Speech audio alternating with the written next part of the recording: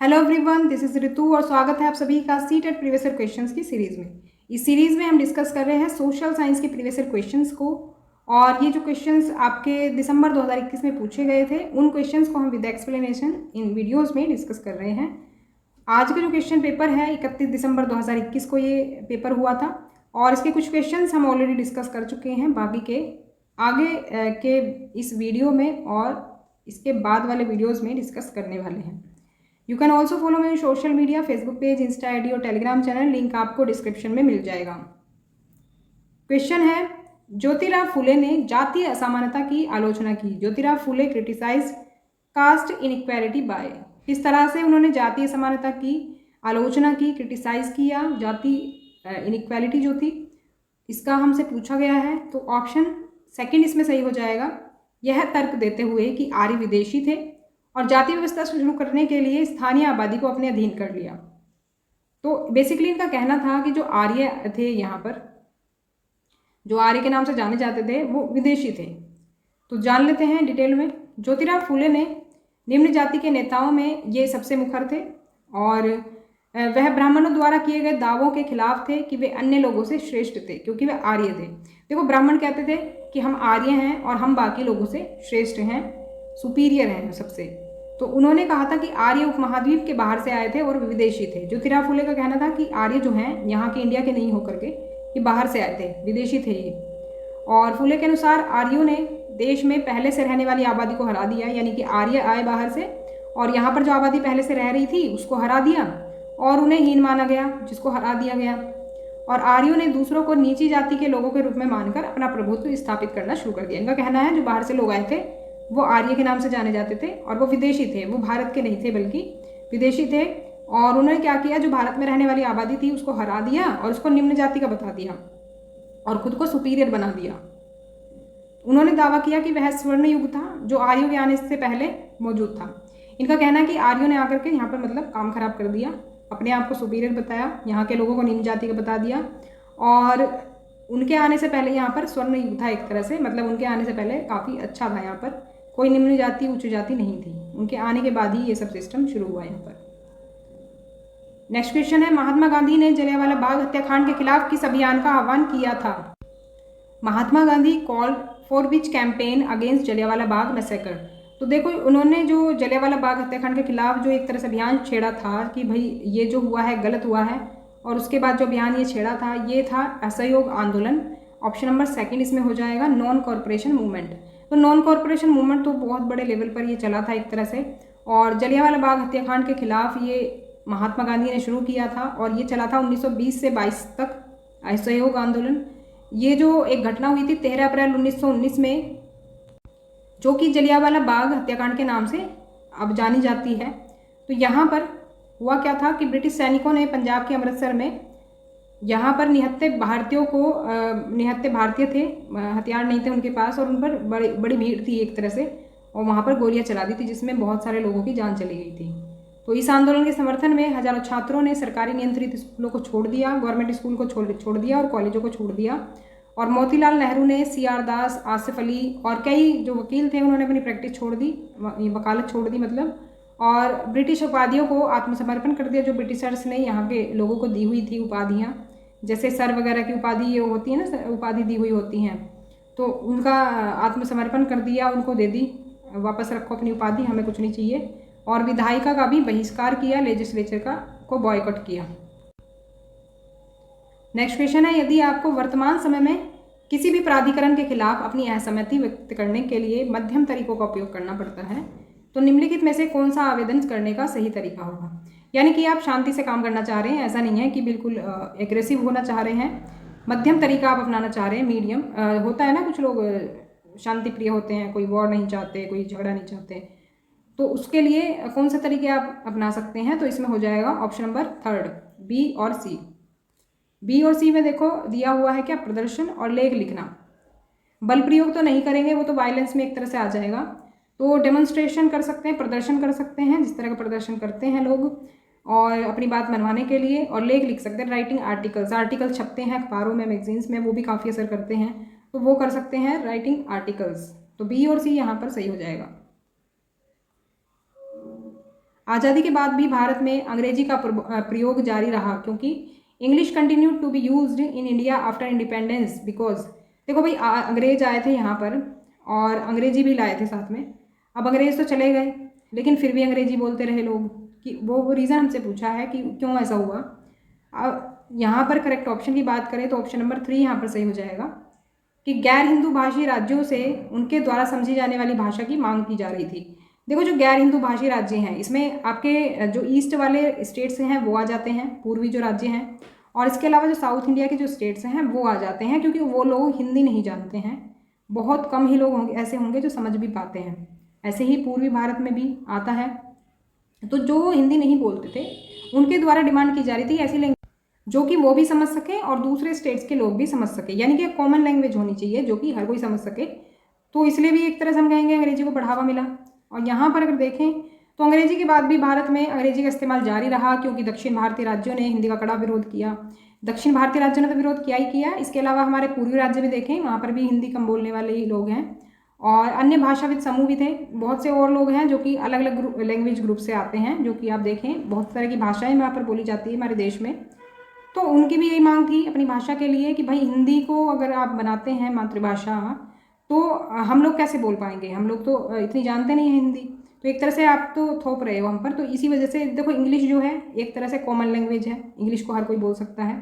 English अगर चाहें तो जो हिंदी भाषी स्टेट के लोग हैं वो भी सीख लेते हैं, समझ सकते हैं। तो एक तरह से कॉमन लैंग्वेज हो जाती है, तो इसीलिए वो जारी रही। और दूसरा ये भी रीज़न था कि अंग्रेज काफ़ी टाइम तक यहाँ पर रहे थे, इतने टाइम में काफ़ी प्रभाव उसका हो गया था इंग्लिश का, ये भी रीज़न हुआ। तो कई सारे रीज़न रहे हैं इसके। नेक्स्ट क्वेश्चन है सितारों पर दिए गए कथन ए और बी को पढ़ें और सही कथन को चुनें। तो कथन ए और बी यहाँ पर दिए हैं। सही ऑप्शन की बात करें तो ऑप्शन नंबर 3 हो जाएगा, ए और बी दोनों ही सही हैं। सूर्य एक तारा है, ये बात बिल्कुल सही है। तारे जो होते हैं देखो दूसरों को भी प्रकाशित करते हैं, खुद भी प्रकाशित होते हैं, एक तरह से रोशनी उनकी खुद की होती है। तो सूर्य एक तारा है तो खुद को भी चमकाता है, दूसरों को भी प्रकाश देता है, अपना प्रकाश और गर्मी इनकी होती है। तो पृथ्वी सूर्य से गर्मी लेती है। और बी है रात्रि के आकाश में अनगिनत टिमटिमाते तारे सूर्य के समान हैं, तो बात बिल्कुल सही है। अब वो क्योंकि ज़्यादा दूर हैं हमसे तो इसलिए हम उनको देख नहीं पाते हैं उतना बड़ा, जितना बड़ा सूरज हमें दिखाई देता है, तो वो दूरी के कारण छोटे दिखाई देते हैं, नहीं तो सूरज के समान और भी बहुत से तारे हैं। नेक्स्ट क्वेश्चन है निम्नलिखित में से कौन सी संरचना उत्तरी अमेरिका महाद्वीप को दक्षिण अमेरिका महाद्वीप से जोड़ती है। तो ये ऑप्शन हो जाएगा सेकंड, इस्थमस। इस्थमस होता है स्थल संधि। स्थल संधि होता है ज़मीन का एक ऐसा पार्ट जो कि एकदम पतली सी पट्टी होती है और ज़मीन ही जुड़ी होती है उससे। तो यहाँ पर आप देख पाएंगे ये उत्तरी अमेरिका है और ये दक्षिणी अमेरिका है। यही भाग हमसे पूछा है कि ये किस तरह से जुड़े हुए हैं। तो यहाँ पर एक पतली सी पट्टी है ज़मीन की जिसको कि हम क्या कहते हैं स्थल संधि बोलते हैं। जमीन वाला जो हिस्सा जोड़ने वाला भाग होता है उसको कहते हैं स्थल संधि।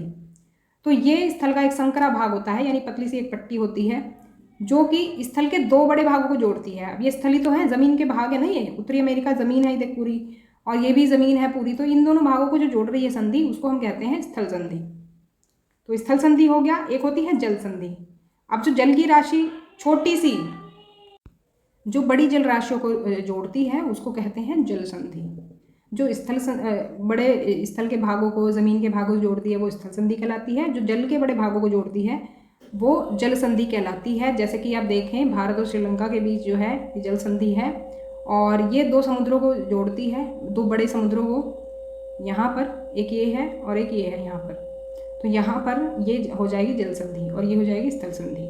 तो इनके बारे में पूछा जाता है बेसिकली कंट्रीज़ को का नाम दे करके पूछा जाता है कि यहाँ पर कौन सी संधि है। नेक्स्ट क्वेश्चन है नीचे सूचीबद्ध विशेषताओं ए, बी और सी के आधार पर वन के प्रकार की पहचान करें। कौन सा ये वन का प्रकार है जिसके बारे में ये 3 स्टेटमेंट्स दी हुई हैं, पहचानेंगे। तो करेक्ट ऑप्शन यहाँ पर होगा वन उष्णकटिबंधीय पर्णपाती वन, ट्रॉपिकल डिसीजियस फॉरेस्ट। तो ये एक तरह से पतझड़ वन भी इनको कहते हैं, पर्णपाती वन भी इनको कहते हैं। ये फर्स्ट ऑप्शन इसमें सही हो जाएगा। इन वनों को कहते हैं मानसूनी वन भी, ये भी बात बिल्कुल सही है। और इन वनों की बात करें तो इसमें पेड़ शामिल होते हैं साल, सागौन, पीपल, नीम और शीशम। ये जो जिन स्टेट्स में पाए जाते हैं, मध्य प्रदेश, उत्तर प्रदेश, बिहार, झारखंड, छत्तीसगढ़, उड़ीसा और महाराष्ट्र के भी कुछ हिस्से हैं जहाँ पर ये वन आपको देखने को मिल जाएंगे। तो इनके बारे में थोड़ा सा और यहाँ पर जान लेते हैं। देखो, ये मानसूनी वन भी कहलाते हैं और भारत के बड़े हिस्से में मिलते हैं ये। उत्तरी ऑस्ट्रेलिया और मध्य अमेरिका में भी मिलते हैं। सूखे मौसम में पेड़ पानी बचाने के लिए पत्ते गिरा देते हैं, इसी वजह से ये पतझड़ी वन भी कहलाते हैं। इन वनों में जो पाए जाते हैं, एक तरह से हार्ड लकड़ी के पेड़ पाए जाते हैं और साल, सागौन, नीम और शीशम इसके मुख्य पेड़ हैं। और एक तरह से जो इनकी लकड़ी है वो यूज़ होती है यातायात और निर्माण सामग्री बनाने के लिए, काफ़ी उपयोगी होते हैं, इसलिए कॉस्टली होती है लकड़ी इनकी। और ये सभी जानवर इसमें पाए जाते हैं, बाघ, शेर, हाथी, लंगूर, बंदर, और इन सभी स्टेट्स में ये वन आपके पाए जाते हैं। नेक्स्ट क्वेश्चन है, निम्नलिखित में से किस कारक में भिन्नता के कारण प्राकृतिक वनस्पति का प्रकार और मोटाई एक स्थान से दूसरे स्थान पर भिन्न होती है? तो प्राकृतिक वनस्पति का एक तरह से जो डिफरेंस होता है, जो वैरायटी होती है उसकी, वो किस चीज़ पर डिपेंड करती है? ये ऑप्शंस दिए हुए हैं और यहाँ पर सही ऑप्शन की बात करें तो ये हो जाएगा 3, A, B और C। तो देखो, यहाँ पर अगर आप देखें, तापमान और नमी, तापमान और नमी जो है प्रभावित करते हैं वनस्पति का प्रकार कैसा रहेगा। जो नेचुरल वेजिटेशन होती है, देखो इन्हें कोई मनुष्य नहीं लगाता है, इन वनस्पतियों को, ये खुद से उगती हैं, नेचुरल होती हैं, ये खुद से ही उग जाती हैं, कोई आपको पेड़ लगाने की ज़रूरत नहीं है इसमें, इसीलिए इसको प्राकृतिक वनस्पति कहा जाता है। और ये जो है इसकी वैरायटीज़ जो है डिपेंड करती हैं कि वहाँ का टेम्परेचर कैसा है, वहाँ पर मॉइस्चर कितना है। अगर आप उष्णकटिबंधीय क्षेत्रों में देखोगे जहाँ पर बहुत गर्मी पड़ती है और जहाँ पर बहुत बारिश होती है, तो वहाँ पर आप पाएंगे सदाबहार वन। जहाँ पर मीडियम बारिश होती है वहाँ पर आपको ग्रासलैंड्स मिलेंगे, घास के बड़े बड़े मैदान मिलेंगे, बहुत एरिया में फैले हुए। और जहाँ पर बिल्कुल मॉइस्चर होता ही नहीं है, नमी नहीं होती और टेम्परेचर भी ज़्यादा होता है और बारिश भी नहीं पड़ती, तो वहाँ पर आप पाएंगे झाड़ियाँ, कटीली झाड़ियाँ, जैसे कि रेगिस्तान होता है। तो टेम्परेचर और जो मॉइस्चर है वो जो है काफ़ी प्रभावित करता है नेचुरल वेजिटेशन को। अक्षांश और ऊंचाई भी प्रभावित करते हैं। कैसे? तो जैसे कि इक्वेटर पे आप देखें तो इक्वेटर पे वही है, लैटिट्यूड्स बने हुए हैं, भूमध्य रेखा है ये, और भूमध्य रेखा के ऊपर कर्क रेखा पड़ती है और नीचे मकर रेखा पड़ती है। इसके बीच का जो पार्ट है ये होता है उष्णकटिबंधीय, जहाँ पर काफ़ी गर्मी पड़ती है और बारिश भी बहुत पड़ती है, जिसकी वजह से वनस्पति जो है यहाँ पर सदाबहार वनस्पति मिलती है। तो इसी वजह से हम कहेंगे कि जो लैटिट्यूड्स होते हैं ये भी प्रभावित करते हैं वनस्पति को। मिट्टी का ढलान और मोटाई कैसी है, तो ये भी प्रभावित करता है वनस्पति को। आपने सुना भी होगा कि काली मिट्टी में कपास अच्छी होती है, तो मिट्टी के हिसाब से फसल भी होती है।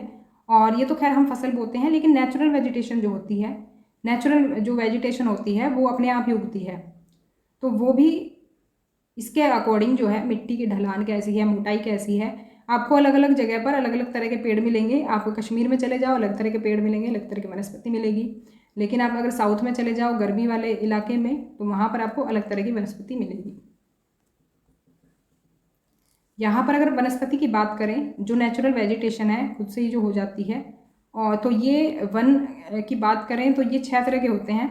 उष्णकटिबंधीय सदाबहार वन, जो वर्षा वन भी कहलाते हैं, उष्णकटिबंधीय पर्णपाती वन, जो मानसूनी वन भी कहलाते हैं, समशीतोष्ण सदाबहार वन, शीतोष्ण पर्णपाती वन, और भूमध्य सागरीय वनस्पति और शंकुधारी वन। शंकुधारी होते हैं ठंडे इलाकों में।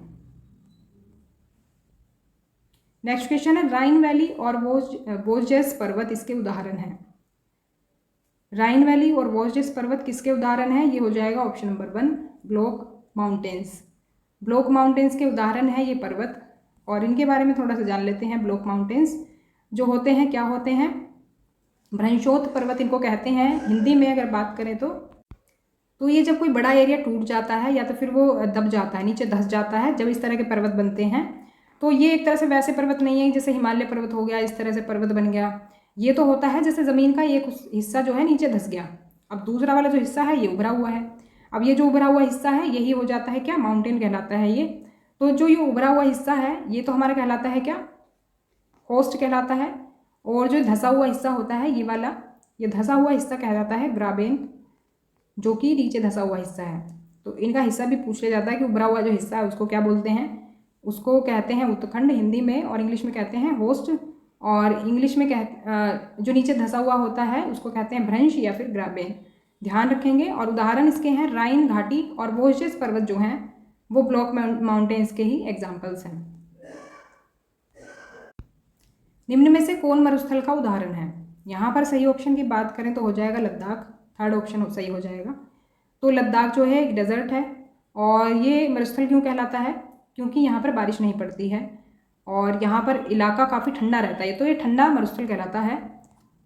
तो इसके बारे में अगर और हम जानें तो ये कुछ यहाँ पर इसकी लोकेशन है। इंडिया का मैप अगर आप देखें सबसे ऊपर यहाँ पर आपको ये मिलता है और ये जो है काराकोरम और जास्कर पर्वतों के बीच बसा हुआ है। पर्वत श्रेणियाँ हैं, पूरी श्रृंखला है पर्वतों की, तो इन दोनों के बीच में ये है बसा हुआ लद्दाख। और सिंधु नदी जो है लद्दाख से ही होकर बहती है। लद्दाख में कई ग्लेशियर भी पाए जाते हैं, जैसे कि मुख्य जो ग्लेशियर है यहाँ पर गंगरी ग्लेशियर है और यहाँ पर काफ़ी ऊंचाई है तो ठंड भी काफ़ी पड़ती है। लेकिन ठंडा है इसका मतलब ये नहीं है कि रेगिस्तान नहीं होगा, जब बारिश नहीं पड़ती तो इसलिए रेगिस्तान है। तो यहाँ पर वर्षा छाया क्षेत्र है। वर्षा छाया क्षेत्र होता है जहाँ पर बारिश बिल्कुल ना के बराबर ही होती है, तो वर्षा छाया क्षेत्र वो कहलाता है। जैसे कि एक साउथ में भी वर्षा छाया क्षेत्र है, तो हर साल 10 सेंटीमीटर से भी कम वर्षा होती है यहाँ पर, 10 सेंटीमीटर या फिर उससे कम। और इसमें ठंडी हवाएं और तेज़ धूप का अनुभव होता है। ठंडी हवाएं भी चलती हैं और तेज़ धूप भी पड़ती है, लेकिन यहाँ पर क्या है, बारिश नहीं होती है, तो ध्यान रखेंगे। तो वीडियो पसंद आई हो तो लाइक करें, शेयर करें और सब्सक्राइब कर लें चैनल को। If you have any query then please ask me in comment section. और वीडियो कैसी लगी ये कमेंट करके ज़रूर बताएं, शेयर भी करें ज़्यादा से ज़्यादा लोगों को। मिलते हैं नेक्स्ट क्लास में, तब तक के लिए stay connected and keep watching study more knowledge. Thanks for watching.